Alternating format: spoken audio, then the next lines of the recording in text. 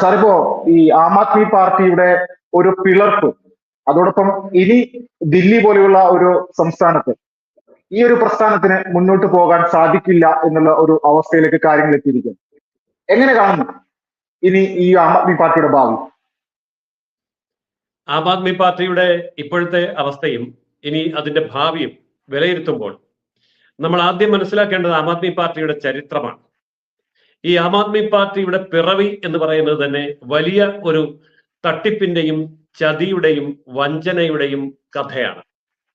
കാരണം അണ്ണാ ഹസാരെ എന്ന് പറയുന്ന ഗാന്ധിയനായ ഒരു മനുഷ്യൻ, അദ്ദേഹം രാജ്യത്ത് നിലനിൽക്കുന്ന അഴിമതിക്കെതിരെ ഒരു തുറന്ന പോരാട്ടം നടത്തുകയാണ്. അതിന്റെ കാരണം കോൺഗ്രസ് ഭരിക്കുന്ന കാലഘട്ടങ്ങളിൽ അടിമുടി രാജ്യത്ത് അഴിമതിയിൽ മുങ്ങിയ ഒരു സാമൂഹിക രാഷ്ട്രീയ അന്തരീക്ഷം ഉണ്ടായിരുന്നു. എഴുതി തീർക്കാൻ കഴിയാത്ത ലക്ഷക്കണക്കിന് കോടി രൂപയുടെ അഴിമതി ഉയർന്നു വരുന്ന സമയത്ത് അതിന് എതിരായി ഒരു വലിയ മുന്നേറ്റം അദ്ദേഹം സംഘടിപ്പിക്കുകയുണ്ടായി. രാജ്യത്തിന്റെ വിവിധ ഭാഗങ്ങളിലെ പട്ടണങ്ങളിലും നഗരങ്ങളില് ഗ്രാമങ്ങളിലും വ്യത്യാസമില്ലാതെ പതിനായിരക്കണക്കിന് ആൾക്കാര് അന്ന് അണിനിരന്ന ഒരു വലിയ മൂവ്മെന്റ് ഉണ്ടായിരുന്നു. അതിന്റെ പേരാണ് ഇന്ത്യ എഗനസ്റ്റ് കറപ്ഷൻ.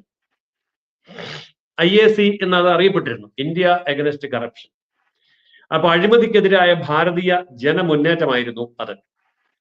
ഇത് ഡൽഹി കേന്ദ്രീകരിച്ചുകൊണ്ട് വലിയ സമരങ്ങൾ, അതായത് സത്യാഗ്രഹ സമരങ്ങൾ നടത്തുമ്പോൾ അണ്ണാ ഹസാരെ എന്ന് പറയുന്ന ഗാന്ധിയനായിട്ടുള്ള ആ മനുഷ്യൻ അത് നേതൃത്വം കൊടുത്തു.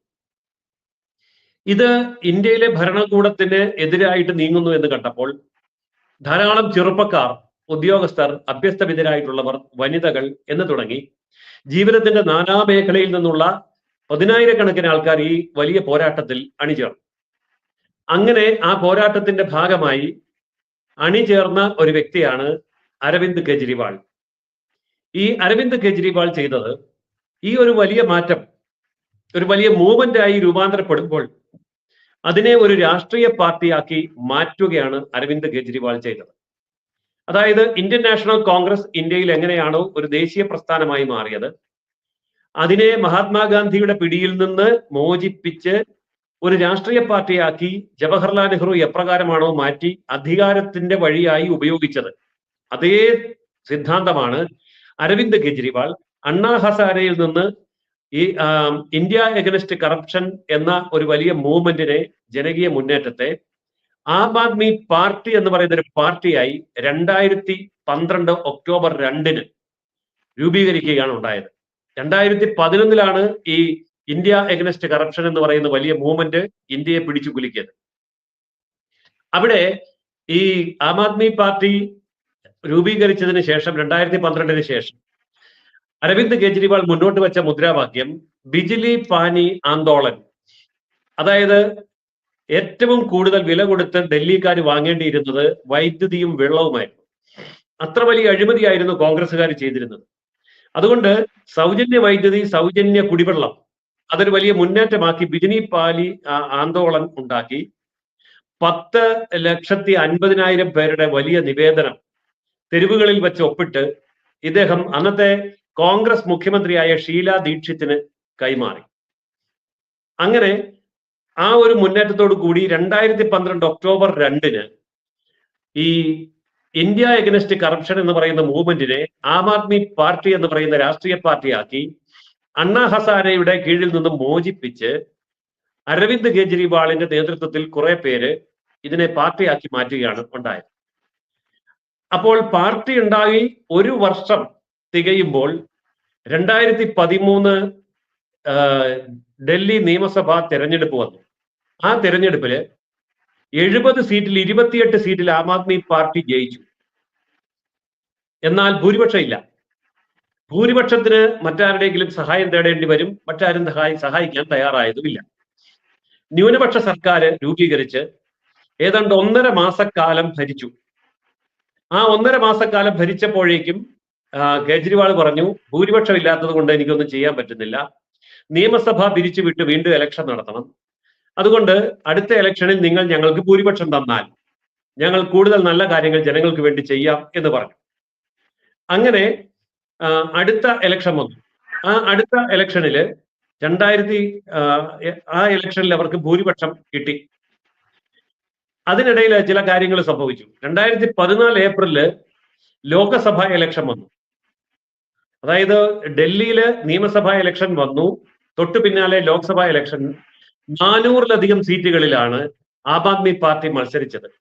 പക്ഷെ 4 സീറ്റ് മാത്രമാണ് കിട്ടിയത്. ഡൽഹിയിൽ ഒരു സീറ്റും കിട്ടിയില്ല. ഡൽഹിയിലെ മുഴുവൻ സീറ്റും BJPക്ക് ആയിരുന്നു. 4 സീറ്റ് കിട്ടിയത് പഞ്ചാബിലായിരുന്നു. അങ്ങനെ പഞ്ചാബിൽ നിന്ന് 4 സീറ്റ് കിട്ടി. 2015 ഡൽഹി നിയമസഭാ തെരഞ്ഞെടുപ്പിൽ വീണ്ടും മത്സരിക്കുമ്പോൾ 70-ൽ 67 സീറ്റ് കിട്ടി, 54% വോട്ടും കിട്ടി. അത് വലിയൊരു മുന്നേറ്റമാണ്. പക്ഷേ ഓർക്കണം, അപ്പോഴും ഡൽഹിയിൽ നിന്ന് ലോക്സഭയിലെ ഒരു സീറ്റ് പോലും കിട്ടിയിട്ടില്ല. അപ്പൊ രാജ്യസഭയില് 10 സീറ്റുകൾ, ഈ ഡൽഹിയിലെ അസംബ്ലിയിലെ 67 സീറ്റിന്റെ അടിസ്ഥാനത്തിൽ 10 സീറ്റുകൾ രാജ്യസഭയിൽ ആം ആദ്മി പാർട്ടിക്ക് നേടാൻ കഴിഞ്ഞു. എന്നാൽ ഇവിടെ നമ്മൾ സൂക്ഷിച്ച് നിരീക്ഷിച്ചാൽ ഒരു കാര്യം കാണാൻ കഴിയും. 2015 70-ൽ 67 സീറ്റ് ഡൽഹിയിൽ ആം ആദ്മി പാർട്ടിക്ക് കിട്ടി.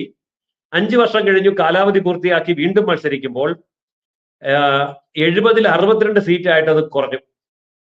കാര്യം വലിയ വ്യത്യാസം ഇല്ല എങ്കിൽ പോലും 5 സീറ്റിന്റെ കുറവ് അവിടെ ഉണ്ടായി. ശരിക്കും അപ്പോൾ തന്നെ പാർട്ടിയുടെ പടിയിറക്കം ആരംഭിച്ചതാണ്. എന്നാൽ പഞ്ചാബിൽ നടന്ന നിയമസഭാ ഇലക്ഷനിൽ 117 അസംബ്ലി സീറ്റുകളിൽ 92 സീറ്റ് നേടിക്കൊണ്ട് പഞ്ചാബിൽ അധികാരത്തിൽ വന്നു. അതോടൊപ്പം ഗോവയില് 40 സീറ്റിൽ 2 സീറ്റ് ജയിച്ചു, 2 MLA-മാരുണ്ടായി. ഗുജറാത്തിലെ 182 സീറ്റുകളിൽ 4 സീറ്റുകൾ നേടി. അതായത് ഗുജറാത്തില് പ്രതിപക്ഷമായിട്ടുള്ള കോൺഗ്രസിനെ അപ്രസക്തമാക്കിക്കൊണ്ടാണ് അവിടെ ആം ആദ്മി പാർട്ടിക്ക് അത്രയും 3-4 സീറ്റുകൾ 4 സീറ്റുകൾ കിട്ടിയത്. എന്നാൽ ഈ നമ്മൾ ഇതോടൊപ്പം മനസ്സിലാക്കേണ്ട മറ്റൊരു കാര്യമുണ്ട്.